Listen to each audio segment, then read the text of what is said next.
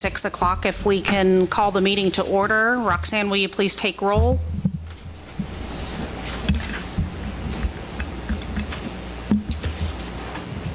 And if we can all stand for the Pledge of Allegiance.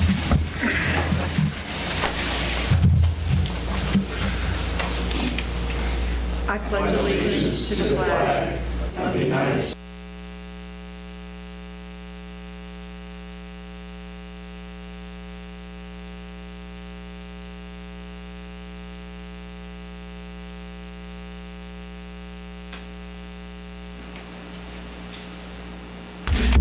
Heavenly Father, I thank you for being here among us tonight, for your guidance and your strength.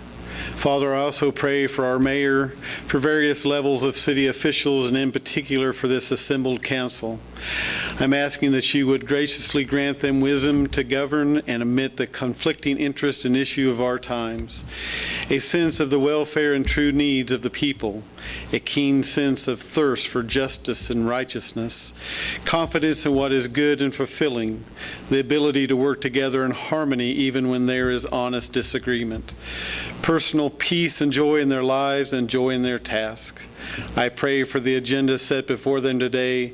Please give an assurance of what would please you and would benefit those who live and work in and around our beloved city of Iola. It is in your most blessed name I pray. Amen. Thank you.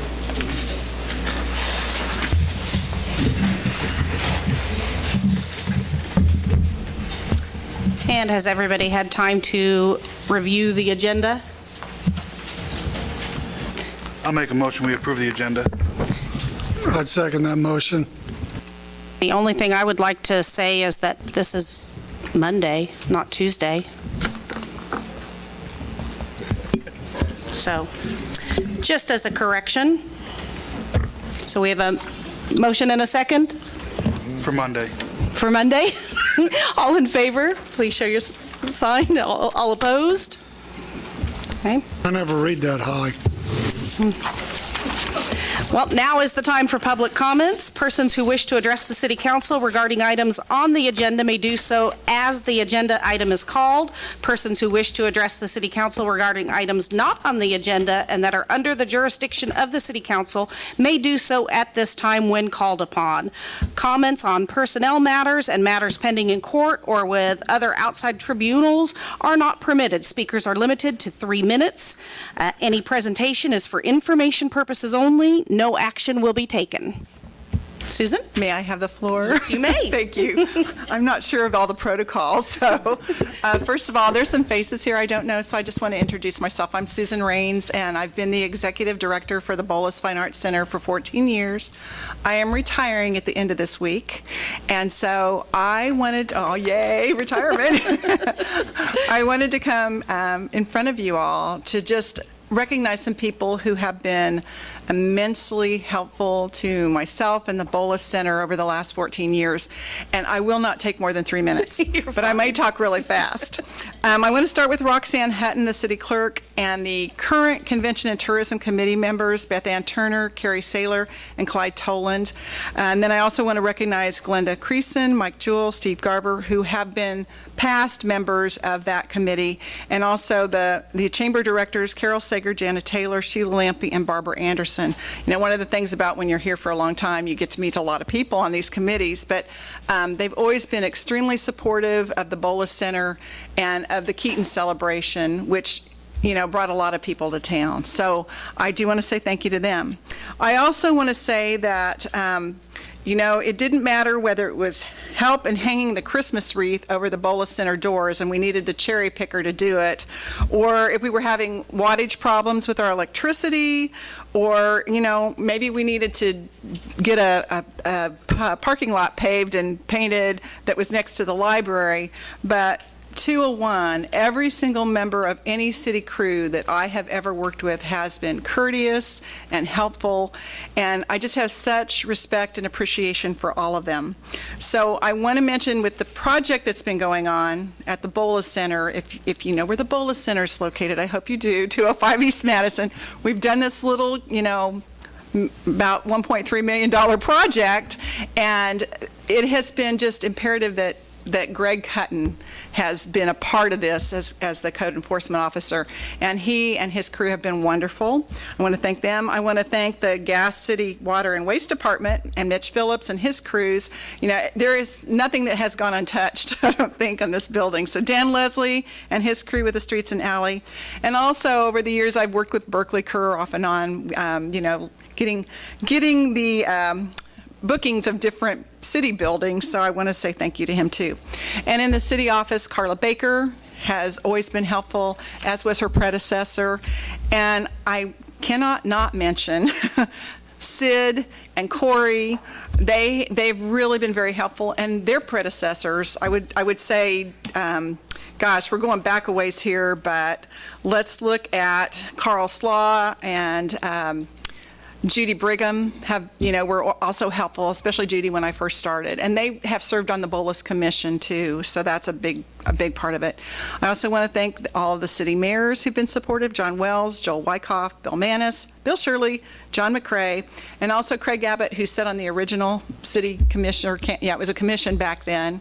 And thanks to all of you and your predecessors, because without it, the Bolus would not have been able to sustain and thrive. And so, on behalf of myself and the Bolus Center, thank you so much for what you do for our city, and I hope you'll continue to support the Bolus even though I won't be there anymore, but I'll keep an eye out on it from a distance. So thank you for your time. Thank you, Susan. Thank you, Susan. I've got to go to the board meeting if that's long. Good night. Have a good evening. I told her she could go first because she's going to the city. I hope all of you looked at the activity in the park when you came. This park is wonderful. We have a park like none other our size, and it was full of people tonight. The baseball field's getting done, the football stadium is getting done, and I'm telling you, it's a lot of help from the city. I appreciate it. Donna? Are there any other public comments at this time?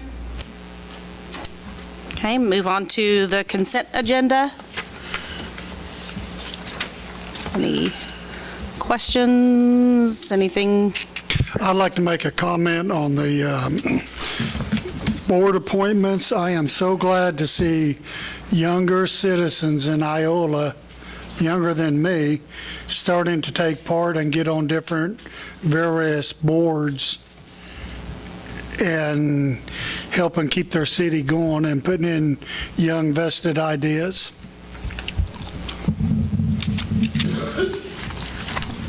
Do I have a motion to approve the consent agenda? I'll make a motion to approve the consent agenda. I'd second that motion.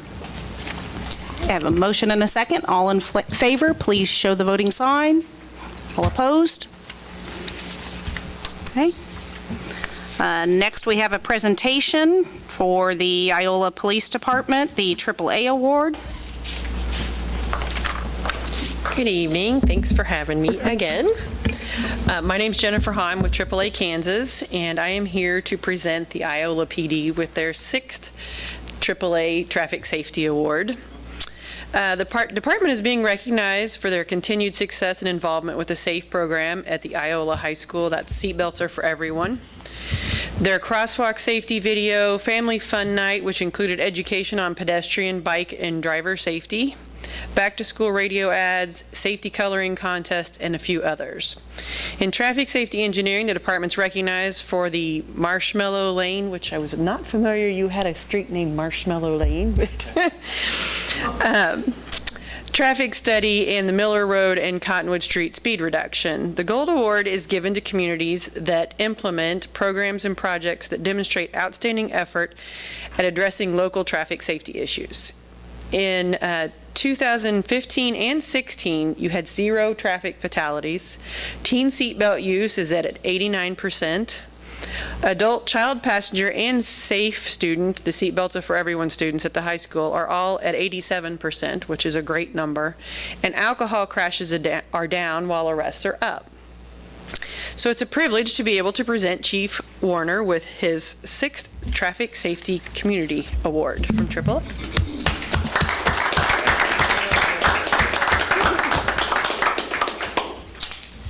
Thank you. Next, we're moving on to new business, and Chief Warner is up first with the police officer retirement service weapon request.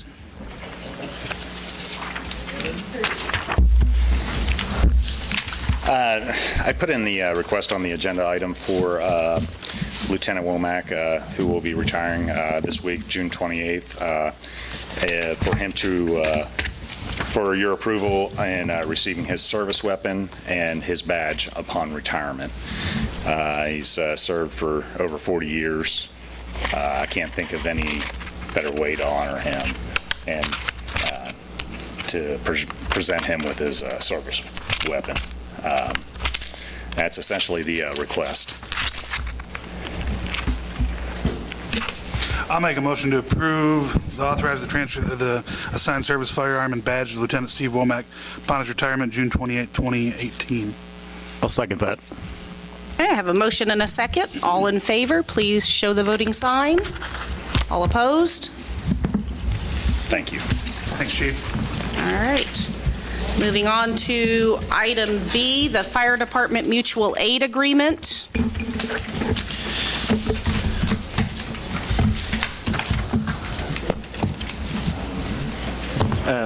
Basically, we have, the county was looking to update their mutual aid agreements among the fire services.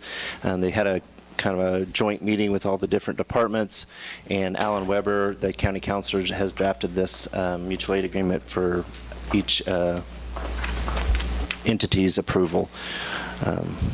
There's just basically saying that we'll help each other out and kind of setting up that agreement. Is this pretty much the same one as the agreement that's in place now? I believe so. I don't know that I haven't seen the original copy, but my understanding it's just getting the new signatures with updated people. It looks pretty similar to what was there before. I know something that I would like to see for this is we're not really being proactive in the agreements that we have. We should be implementing an automatic mutual aid agreement with our surrounding departments. That's going to help with things like cutting down on overtime. So if we get toned out for a structure fire, Allen County volunteers get toned out as well. We get more people there. We can utilize, we don't have as many people as we did that are available because most of them aren't living here anymore. And that's something that we really need to be proactive. Most departments do an automatic mutual aid agreement. We're one of the only communities that I've seen that don't do it. You mean an automatic call out for the mutual aid? Based on what the call is. If it's a structure fire, it's not just Iola Fire Department, it's Iola Fire and Allen County that get toned out together. Okay, so I guess my thought is that's more of a practice of implementing this policy versus. Well, not the way that this is written. Well, I think this is, my understanding is we have it set up to have a request for Correct. mutual aid, but I think we can, as a policy, say, okay, if how we want to do that, if we want to make sure that we're called out for that as the city of Iola calling somebody else for help, they may not want to do this. They may not want to call us immediately upon Correct. the same sort of issue. Now, this isn't saying that Humboldt's going to call Iola automatically. Right. It's usually the surrounding areas. But we need to be proactive in doing things like this. This is not a proactive contract for a fire department. Okay, but I guess I'm trying to, we've got this county-wide thing, and so we're subject to what everybody in the county wants to Right. do. If you want us to pursue a subsequent mutual aid, specifically with individual fire agencies within Allen County, then we can do that. But some of that, my understanding, there's kind of there's state statute that basically everybody has mutual aid, is my understanding, without having specifics. But we can go out and get specifics with each of those departments. I would like to see something with automatic mutual aid at least explored. It's what our residents deserve.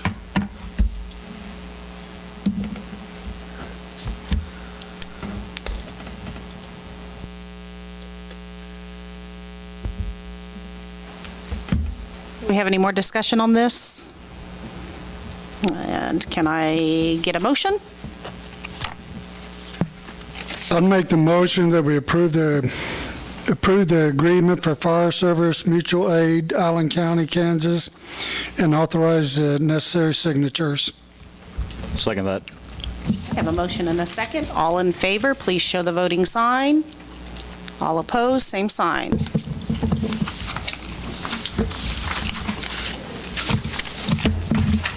Okay. Moving on to unfinished business, the water and wastewater master plan contract items.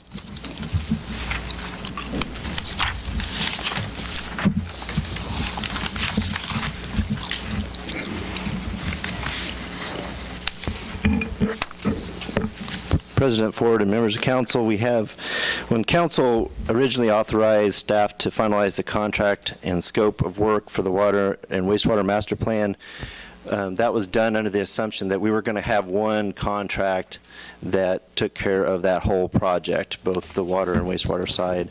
In an effort to kind of help separate out those costs of what is kind of water cost and what is wastewater cost, Burns and McDonald they've suggested using a professional service agreement.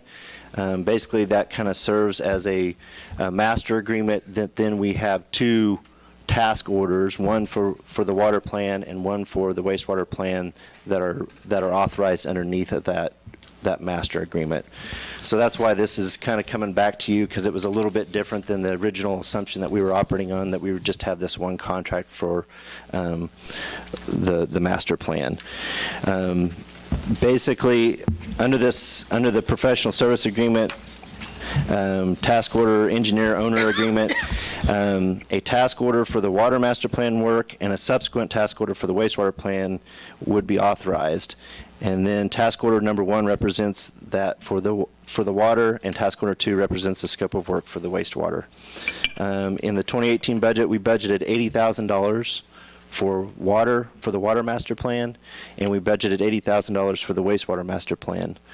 That money was budgeted for out of those CIP, the corresponding CIP funds for the water utility and the wastewater utility. And while this cost for this project is at the $160,000 mark, that split is not 50-50. I handed out earlier tonight the task order 1 and 2, and so task order, the water master plan is fortunately the one under budget. It's at $55,600, and the wastewater portion is $104,400. I also handed out a sheet that looks like this. It says, basically has kind of a breakdown of those CIP funds and what we had budgeted in there. The wastewater utility CIP had 2 projects slated. One was the lining project, which we've already bid out and awarded, and then the master plan project. And you can see that from what we had scheduled, what we had budgeted, $280,000, that if we do the master plan project and the sewer lining project, as well as this third project, the GIS data collection, which I'm going to talk about here in just a second, we would still be under that $280,000 budget mark. The GIS data collection, that serves a couple of different purposes. That information is going to be utilized for the wastewater master plan. We have some GIS data.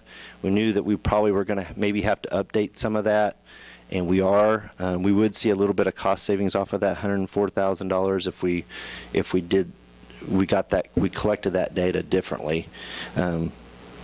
But it's basically, and then the GIS data also is something that we are going to utilize to doing this would help us utilize our GIS information better, which means that we have the maps where we would have out in the field rather than having out-of-date map books, or being able to access that from our computers in the office.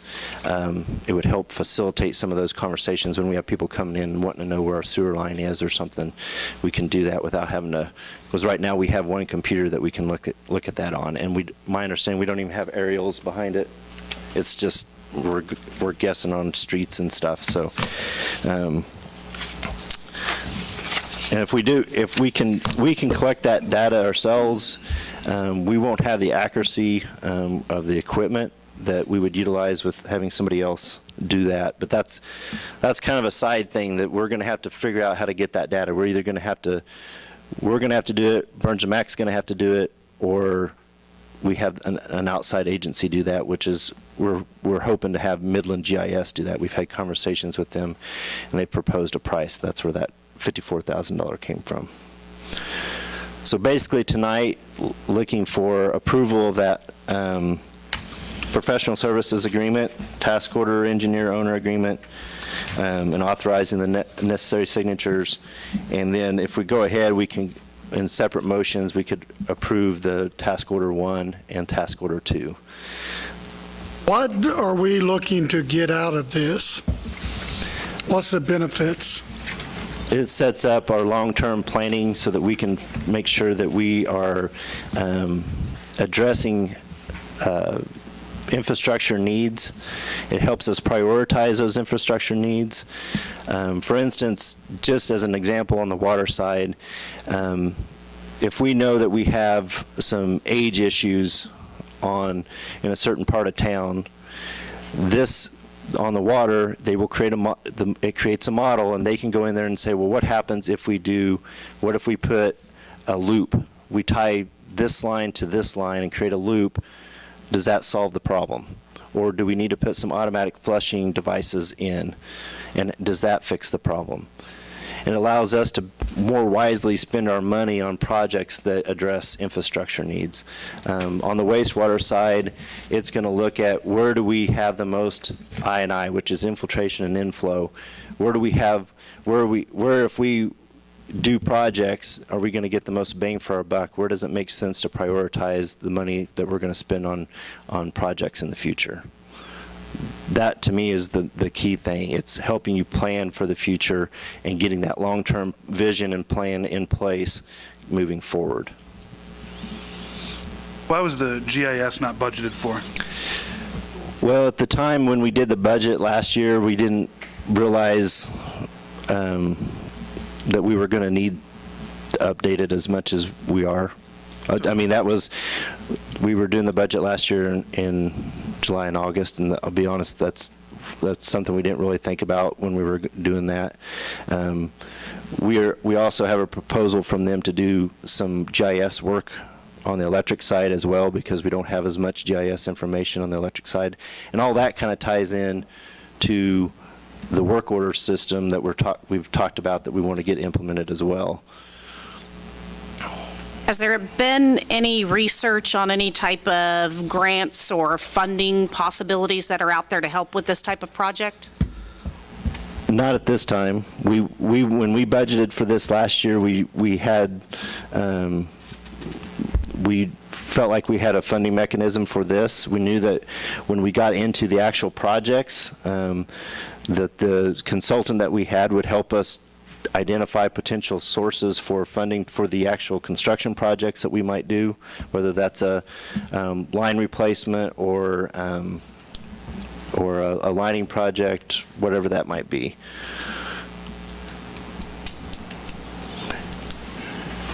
I mean, the funding on the wastewater side is there. The funding on the water side has been designated. One of the issues that I'm having is that within the last month, we made the decision to pay $625,000 without raising taxes, and we need to come up with that money somewhere. This is $55,000. Yes, it was allocated in the budget, but not for this. This is $55,000 we can put towards it. I don't like the idea that this was an add-on. The $55,000 is, we had $80,000 budgeted for the water side. But not for the GIS. No, but we're not asking, that is GIS for sewer collections. Right, but it's still That's a different something that fund. we weren't budgeting for. If we wanted this done then, we should have budgeted for this.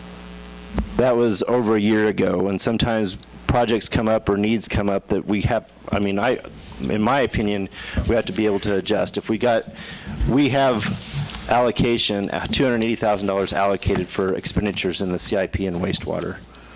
We would have money to cover that without having to do a budget amendment, because we already have it allocated. The data collection plays in to these master plans. Yes, because mostly what they're going to do on the sewer side, we have the manhole locations, but they need to have what they call the inverts. They basically need to know the elevation of those lines so that they can show that, yes, this line is lower than this line, and it's going to gravity flow from point A to point B. That's the kind of thing that the data collection will do, and they need that so that they can put the model together and actually have a functioning. Burns and McDonald, they are the ones requesting this? That is an additional data information. If you look on that, it's task 3. They talk about helping us with 35 manhole, GPSing 35 manholes. They really want the whole system done, which is about 270. There again, as I said, we could possibly do that. We're going to have to get some sort of GPS device to do that. We would have to reallocate basically staff or redirect staff to focus on that so that it would be ready for Burns and McDonald. Midland GIS has worked with Burns and McDonald before on other projects, so they know they can coordinate things well with each other. Midland GIS would have the equipment that would be at a much higher accuracy than we would have, that we would want to acquire. So it looks like in the contract that they're not willing to do this contract unless we have the GIS. This says that we're required to deliver the current water system GIS. Yes. They already have the water system GIS information. They have our sewer GIS information, but they need to be able to have additional data, or that the model that they want to put together won't be any good to us because they won't have all the information.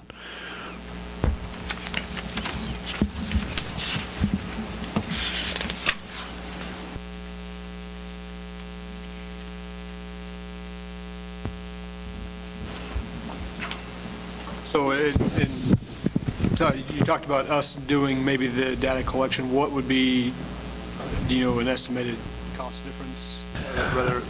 I haven't put a number to that, basically because I know that I've talked to the city of Chanute and the city of Ottawa, who both have used Midland GIS, and they have had them collect the data because they can come in, they have their staff that is dedicated and knows all the data points that they need. That's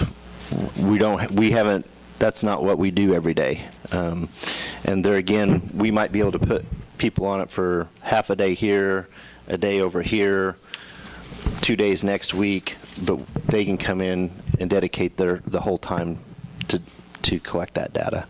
So this is an awful lot of money, but just for Danny, and I don't know, Mark, 2 years ago or so when we did our strategic planning, I think it was 2016, maybe, we sat down and we had a 2-day session where we talked about long-term plans for the city and things that we thought we should prioritize. One of the things that came out of that 2-day session was developing master plans for our water, electric, gas, so that we could make informed decisions moving forward, so that we could be wise with our choices. And we knew up front, or at least the council at that time, we understood at that time we were making a serious economic commitment with these master plans, but we believe that in the long term it would pay off, because the example is we go in, dig into the ground to make a pipe repair. Usually what we do right now is we go in and just dig into the ground, make a pipe repair, and come right back up. If we have this master plan in place, we could do other items while we're down there that could save us money in the long run. So without this GIS, I'm right there with you. I don't like spending money on things that aren't budgeted as much as anybody. But if we don't have accurate data, then the master plan's almost useless. So to me, this is a this is a cost that we take on up front, so that in the long term, it's more efficient for us. So, and that's how I look at this. I understand that. I guess I feel like this is more an addition after we go through and already approve the money. Right, you're right, it Like, is. You know what, this is a nice car, but you might want to buy this extra. Well, I think we've known that the GIS, that information was, at least I thought maybe another side conversation that we needed this data, that I think it was going to be 54,000. No, I didn't. But if we have a plan without the data in there, it's going to be tough for us to make those informed decisions. But And I agree with you on that, Aaron. We did discuss this. We knew it was data we were going to need. I don't know that any of us really knew the extent of what this would cost and whether or not we could do it ourselves. But if it's something that we can't efficiently and effectively do ourselves, then we're going to have to pay experts to do it so that we do have reliable information, so that we are making informed decisions and not just, going out there digging with blindfolds on. You said this hadn't gone out for bid. The GIS has not, no. I mean, are there other companies around that do it? I'm pretty sure there probably is. When I've gone to like KMU conference and stuff, I really haven't seen the companies there. And so what I mean is Midland is kind of, they're based out of Missouri, but they're somewhat local. They, like I said, they deal with Chanute, they deal with McPherson, they deal with Ottawa. I know it seems like there was another one close here that they service. So that's why I had been talking specifically with them. I wouldn't have any issue with bidding with the $50,000. I wouldn't have any issue with bidding it out if you think you can get a couple bids on it. My first reaction was to try to have staff do it, because I think there's a lot of money to be saved there. But if they're learning on the job with this and they're putting the wrong information into the system, We're screwed. And that's Chanute. I don't know what their situation is, but I talked to Larry Gates there, and I asked him about Midland because I knew they were working there, and he said, we're going back and having Midland clean up a bunch of our data. And I don't know if that was stuff that they had done before or somebody else had done, but they made a commitment to get that cleaned up so they could use it. So task 1 and 2 have virtually already been approved. With the $160,000 from last year. Yes, that we set aside. it's just that we're gonna, rather than having 80 from water and 80 from wastewater, it's a different split.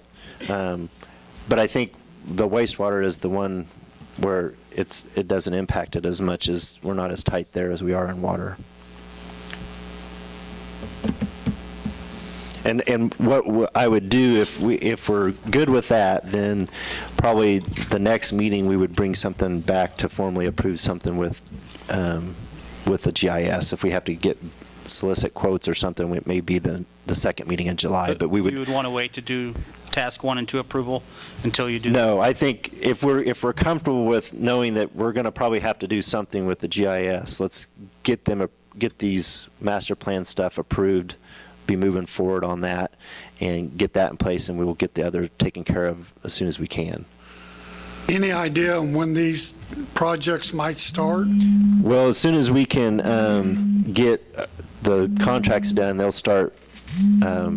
They'll be down here probably mid to late July to do some of the flow testing on the water side. We've actually had them already in town doing some of the flow monitoring on the wastewater side, just because they wanted to get meters in the ground when we knew we were going to have some rain events. So after the last meeting, when we realized, okay, we approved that, let staff do that. We were in the middle of that, working on the contract. We said, let's go ahead and get them in the ground. So they've done some of the work on the wastewater side already. But the water side, they would be here probably, I think, in July is what they're talking. So the motion needs to include. I would just do, if you could do one motion for the kind of the main agreement, the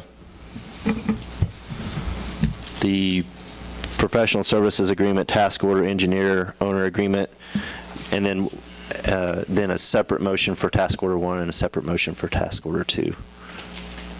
I'll make a motion to approve the professional services agreement, task order, engineer, owner agreement with Burns & McDonald's, and authorize the necessary signatures.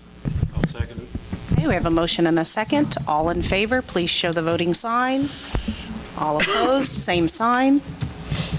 Okay, I'd make a motion to approve task order number 1 for engineer and owner agreement and authorize the necessary signatures. I'd second that motion. motion and a second. All in favor, please show the voting sign. Opposed, same sign.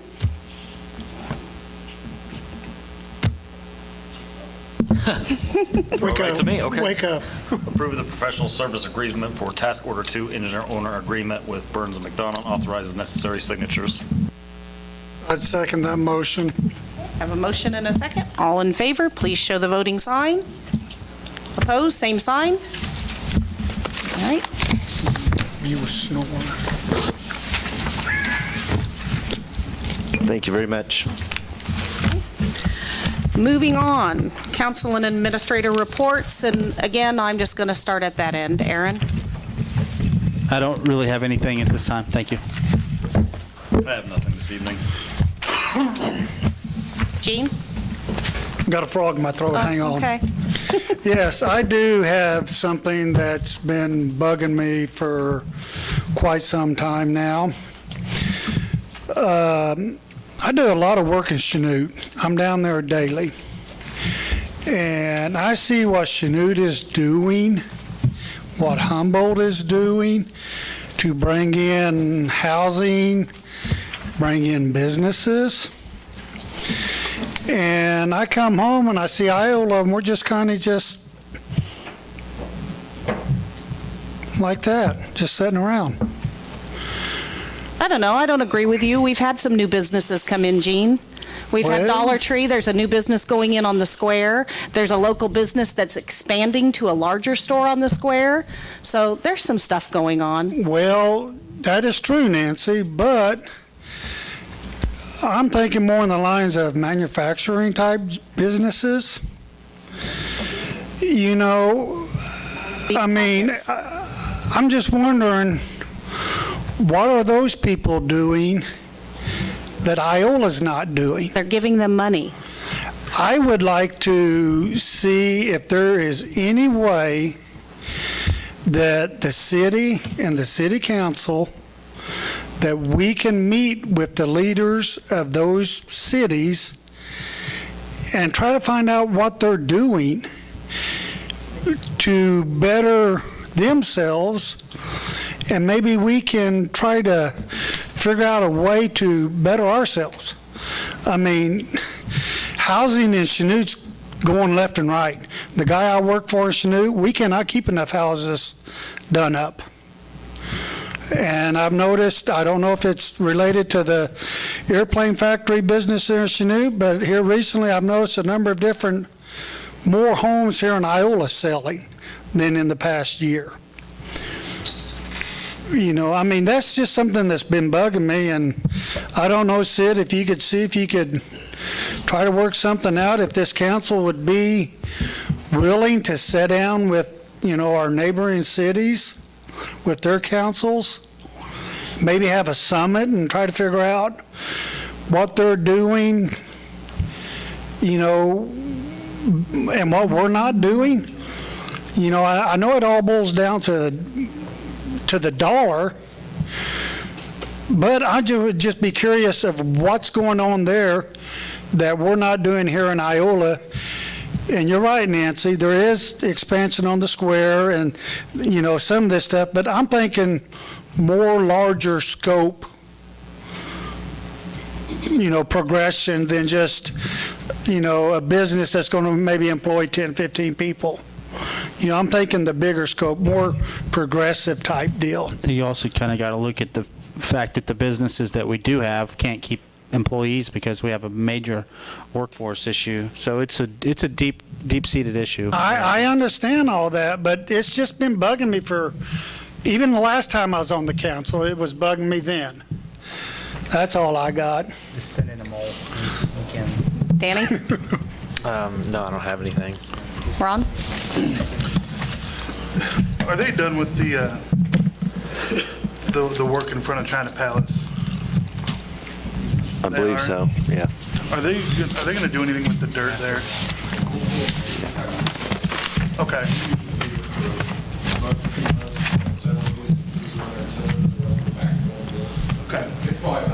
I just want to make sure.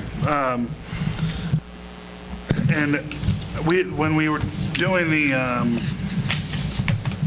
policy manual changes, we had brought up the process of doing exit interviews. Have we done anything on that? I believe that, I know that the last couple that I've seen some exit interviews on people that have left, so, Are yes. they going to bring a summary to the council for that? I guess we can. We hadn't discussed that. I brought that up at the meeting. I know, but that we haven't had a consensus from council on that. Okay. I would like to see a roundtable done about our finances so we can get prepared for our budget on how we can make some serious cuts that we need to make for this city. If we're not going to be prepared now, we're going to be screwed all over again this next time. I think we need to be proactive on the budget for this. And I've had some people also send me some messages and pictures of all of our ambulances being located in Iola for a long time and being down here at the park for the tractor pulls, and they're wondering why they're not in their stations out in the outlying areas. So that's all that I have. Michael? I don't have anything. Mark? Along with what Councilman Mark was saying, we will be getting an invitation from the USD 257 steering committee on their new school proposal, and they're going to be inviting, I know, the councilmen and business leaders and stuff for kind of like a private meeting to get their support. We need to all try to make it there and give our support for this new school, because that will help this area. Yes, it will. Mark, let me ask you, do they have plans for the old schools? They were talking about taking one of them and making it into a maintenance for the USD 257, because they want to tear the one down there on the corner and make a parking lot there for the new addition. I think they want a new science building and a storm shelter. So they want to have a parking area there. So they want to take one of them and turn it into a maintenance deal for the school district. Okay. I'd like to congratulate Michael on the addition to his family. Welcome to the world of multiple girls. And also just want to take this time to remind people when they're mowing not to shoot your grass out into the street. We're talking about our wastewater system and our sewer system and all of that. All of that grass runs down into those sewers and builds up, and it's really not good on these old systems. So just, be aware of it. Plus, it looks really ugly. So just blow your grass the other way when you mow. That's all I have. I just was going to report back. You asked how many passes were used by the National Guard. We handed out 30 passes on that for that Sunday, or we collected 30 that Sunday for that. Just talking about budget, I want to throw out that we do 2 budget meetings, July 16th and July 17th, basically to go over, to talk about the draft budget. That's when we would present the draft budget. That's how we did it last year. That's a Monday and Tuesday. We can move that to Tuesday and Wednesday, or Monday, Wednesday. I was just doing it 2 back-to-back days at 6 o'clock. One day we'd kind of focus on the general fund. The other day we'd focus on the miscellaneous, or the utility funds, and kind of pick up miscellaneous funds in between there. Is that 16th and 17th? I don't know without a calendar in front of me. But look at that week, because then we would probably, what we did last year is we did those meetings, and then the next council meeting, which would be, I believe, the 23rd, we would have it as another discussion item at that time, and then start kind of as we get into that first meeting in August, looking for kind of having it finalized. So that's what we'd be targeting. So anyway, any other questions? Yeah, what I can do is I can send out an email with those dates and kind of plan on that. Yep. We'll just do them down here too. 16th and 17th of July. Yep. That's all I have. Okay, do I have a motion? Make a motion. I make that motion to adjourn. You can second it. I'll second it. Have a motion and a second. All in favor, please show the voting sign. Nope. Opposed, same sign. Aaron wanted to vote against it. Well, he can stay. Am I signing above this or beside?